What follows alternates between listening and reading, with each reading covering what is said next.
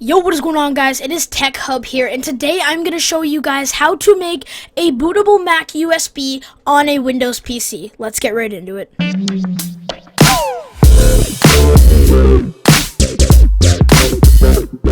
So what you're going to need on the Windows side is you're actually going to need a copy of VirtualBox, and you're going to need an ISO file for OS X Mavericks. Now guys, just because we're using a Mavericks ISO does not mean that the copy of Mac that we will be putting on this USB is in fact Mavericks. It is actually going to be Yosemite or El Captain. In this video I'm going to be showing you how to put Yosemite on.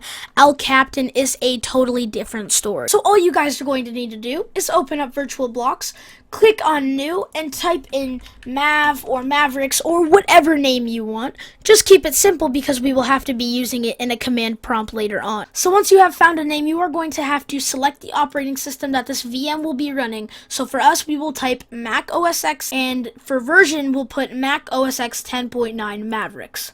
Hit next.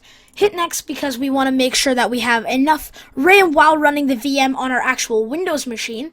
So you're going to create a new virtual disk now.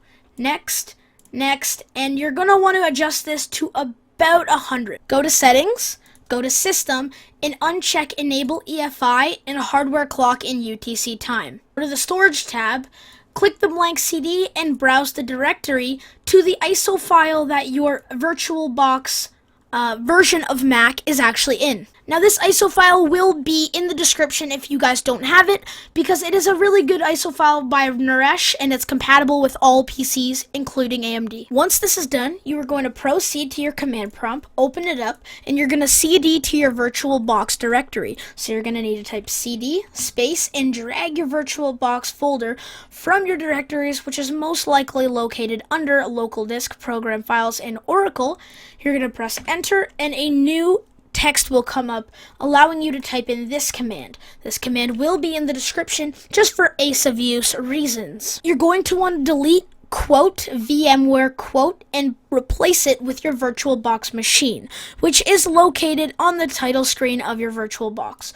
Once that is done, press enter and it will look like it did nothing, but trust me, it bridged your CPU, so it looks like a Haswell-based processor. Once this step is complete, you're going to locate VirtualBox, open it up, and start the virtual machine that you have just bridged. The command screen should pop up like so, and all you're going to need to do is do -V, which will run it in verbose mode, which shows you all error messages so you know what to fix.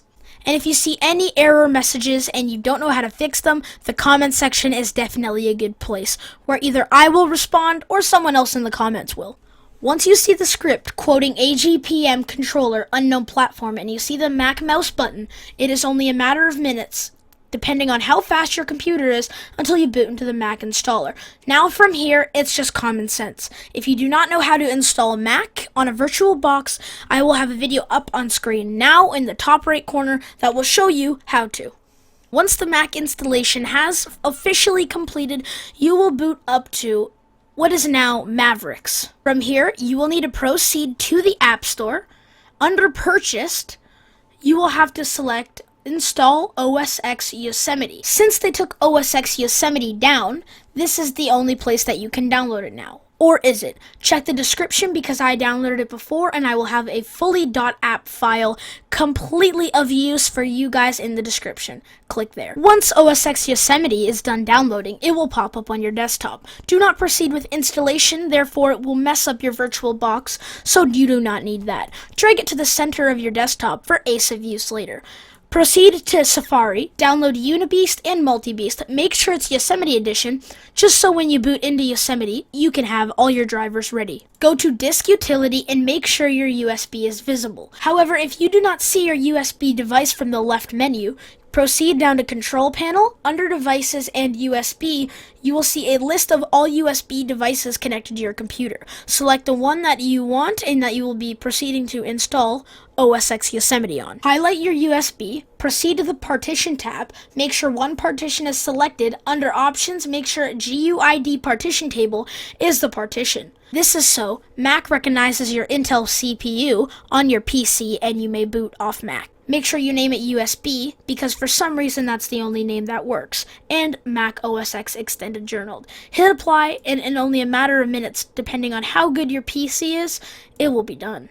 Once done, open up the Unibeast application that we downloaded earlier. Click continue a bunch of times. Agree and select your USB device. Hit continue and Yosemite. Make sure UEFI boot mode is selected because you will be installing this on a PC.